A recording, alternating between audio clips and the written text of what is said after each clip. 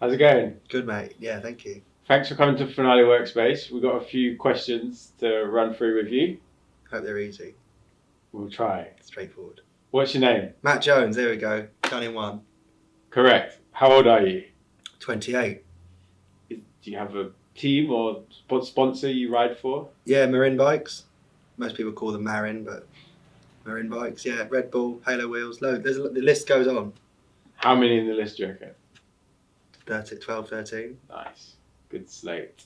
What was your parents' job when you were a kid? My dad worked on golf courses, like to do with the grass, soils, making sure the drainage worked, stuff like that. Nice. So I don't know anyone else whose parents do that. That was my dad's job. And my mum worked with the BBC, actually, like filming and documentaries and stuff, interestingly. But Cool. yeah, pretty hands off, but she loved that kind of space, yeah. And what was your first job?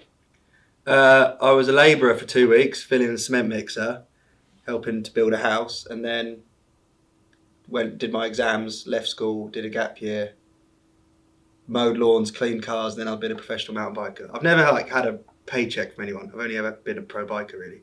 Nice. I got lucky because I managed to do it as soon as I left school. So I'm just doing like little part-time bits. How old were you when you left school? Did sixth form, so 17, that is, 17, 18. Did the full lot. And where do you live?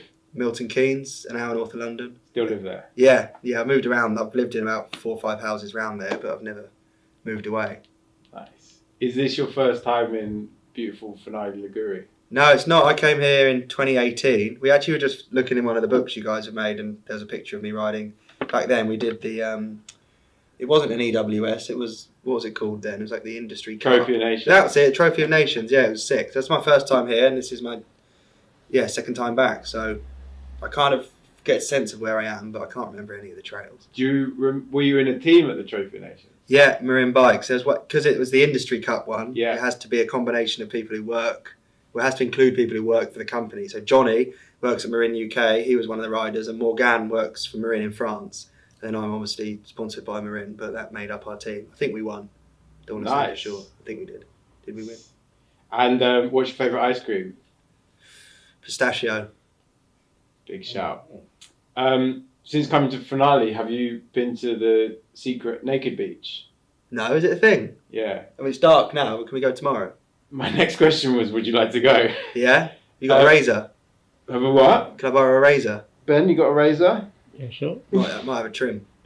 Where was the last place you built bike trails?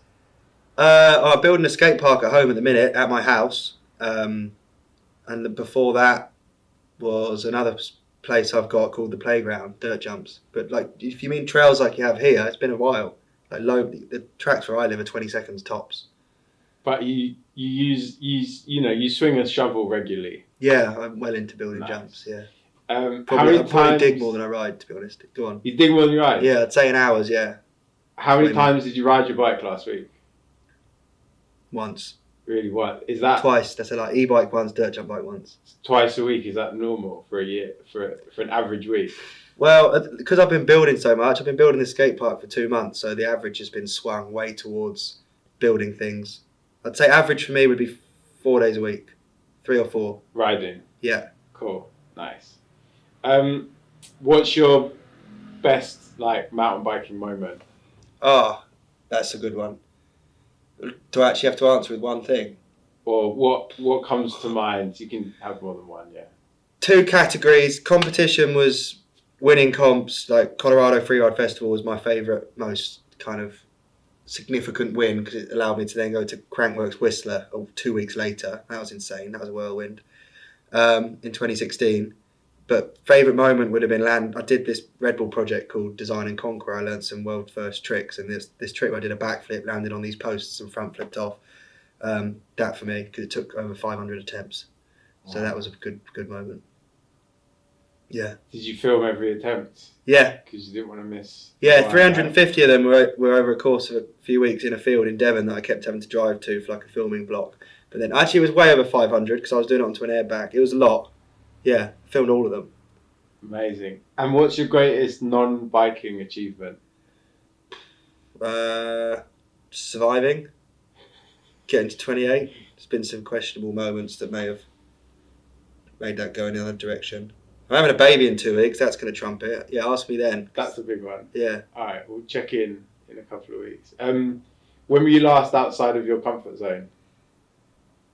God. Well, I'm tomorrow on the naked beach. I think I'm going to be feeling that. But when was I last really outside my comfort zone? Is it odd that I don't have an answer? You're always comfortable.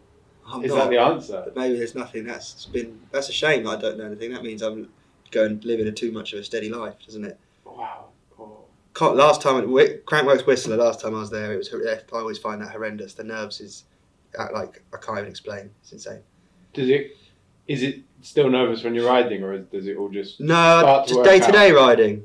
No, like when you drop in when you drop in, does it all just feel? Yeah, yeah. But when it's always those comps where they're on telly, like I can't bear to think how the guys at Red Bull Rampage feel because our sport's plagued by wind, and the sports that are televised, you've got somewhere like I've been stood on that rolling for Whistler. There's a helicopter in the sky, 50,000 people all looking at you. It's not like they're actually just looking at you.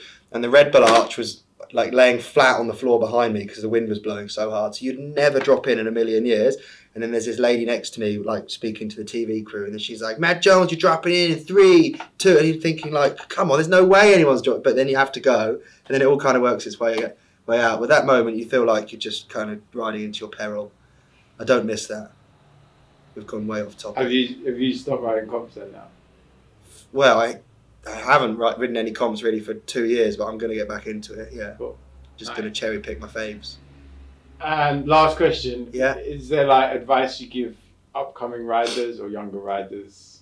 The cliche things are like work hard, be yourself, but I think be relentless, like, and almost be foolish. Like people that are hungry and foolish, I think, can unlock a lot of things. And what I mean by foolish is kind of don't take no for an answer, but like don't be scared to rock the boat and do things that everyone says as whether it's lame, unusual, unorthodox. This is a sport which has been built from like freestyle creativity. There's no box you should put yourself in, so just kind of go with the flow. And if you really love doing something, even if it's unusual or foolish, then that could be you could put your stamp on it. It might be your whole career.